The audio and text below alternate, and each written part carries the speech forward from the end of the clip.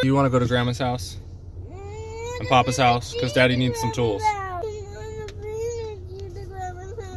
I just went back inside the house. Not once to get Elsa doll, and then twice to get baby unicorn, and then 3 times to get the water bottle. And now we need the key. Really? What?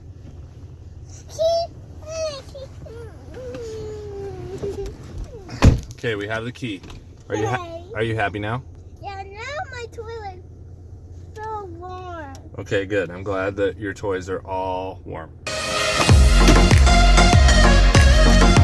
You guys ready?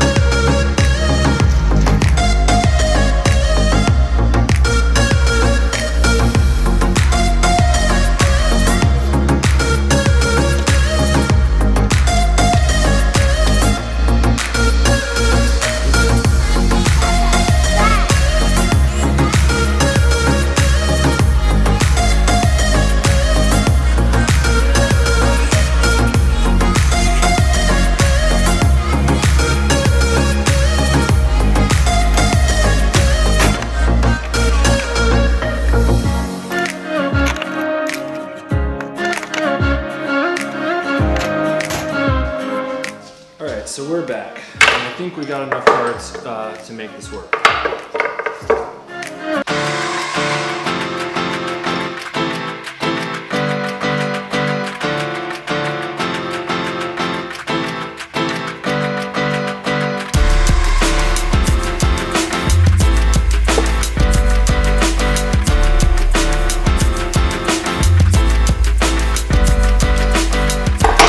Okay, so essentially what we have here is, this is the other high pressure power steering line that was not yet installed on my 89.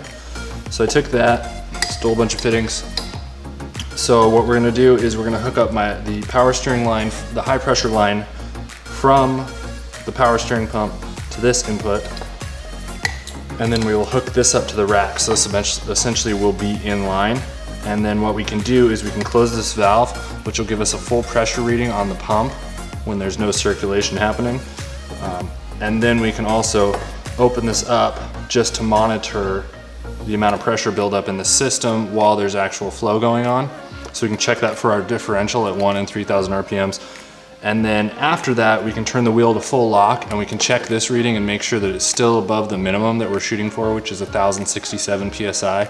But also we want to see that at full lock, there shouldn't be a huge differential between full lock and when this valve is closed. So let's go ahead and check that out. So full pump pressure is about 1,300. So we're well over our 1,060 mark. Next test is going to be to go to full lock.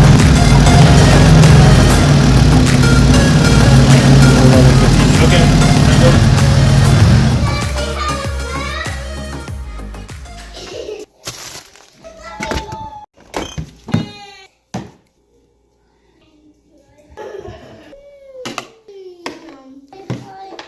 Everything I just ran through with the gauge and the pressures, that was all straight from the Toyota service manual, which I'll put a link in the description below if you want a little more details. I kind of flew through what I was doing.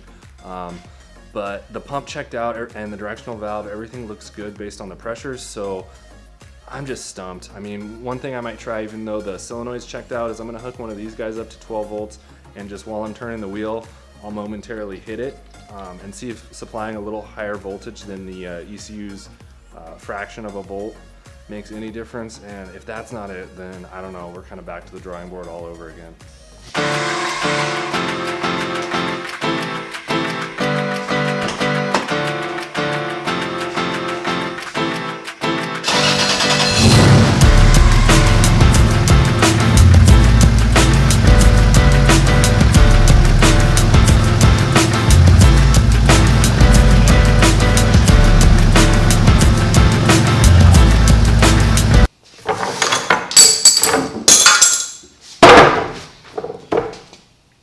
Okay, so we've checked the pump, we've checked the rack, we checked the progressive power steering solenoid, We've checked the reservoir.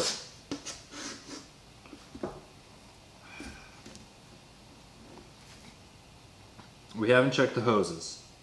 Could one of the hoses be clogged? Well, then we'd be seeing a pressure increase. So no, not the hoses, not the reservoir, not the rack.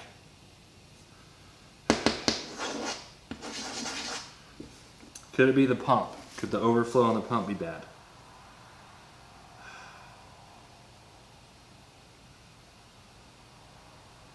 What if it's not even the power steering system?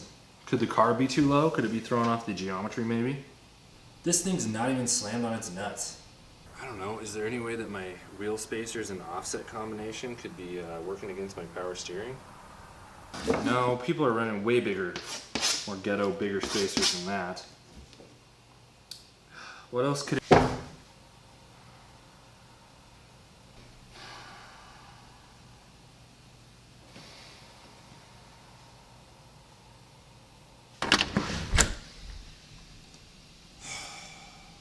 Come on, guys.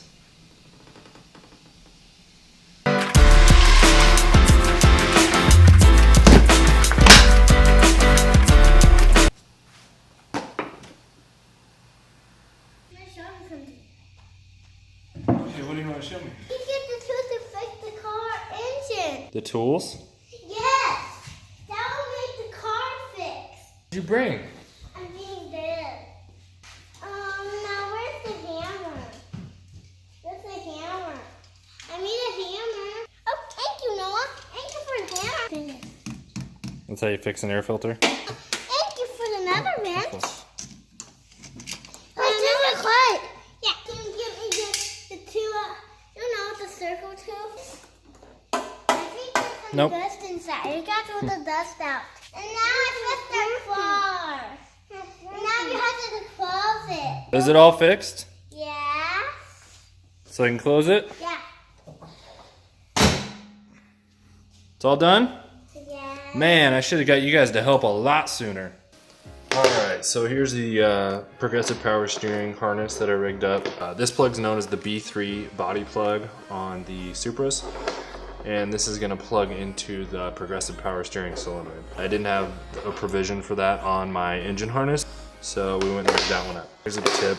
This stuff is awesome. It's called Elliott tape. It's the same stuff that a lot of OEM manufacturers use. So it's super thin, and it's actually non-adhesive. Like, it sticks to itself, but then if you peel up the edge and get it going, it comes off. So especially in engine bays where it's getting exposed to higher temperatures, the glue in standard electrical tape, it just turns to mush. And so if you've ever unwrapped an old engine loom that was taped up, it is a mess.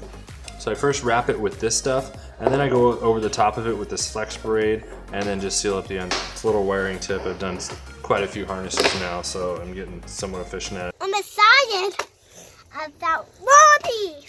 I'm excited about it. That would make me so interested in like Robbie. Yeah. Mommy? Where's she? Sip me up like lemonade. We both know it's bittersweet. This softness will break your tongue. No one is forever young. Hey, what are you doing? I was just trying to take a nap, hoping it comes to me. Wait, what's this?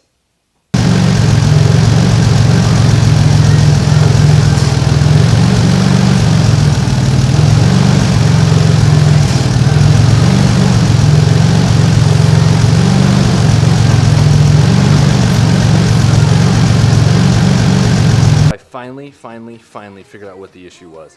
It turns out that on the Aristos, the progressive power steering solenoid is actually mounted right to the bottom of the pump. Just itty bitty, kind of tucked right up in there, nestled, if you will.